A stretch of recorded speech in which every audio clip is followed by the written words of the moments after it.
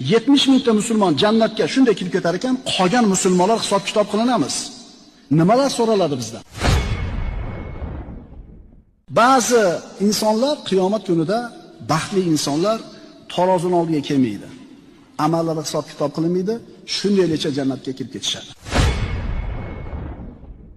Rasululloh aytgandilar, meni ummatimdan 70 ming kishi jannatga hisob-kitob qilinmasdan kirib ketadi. Bismillahirrohmanirrohim. Qiyomat kunida bu dunyoda qilingan har bitta katta kichik, yaxshi, yomon amal tarozida tortib o'lchanadi.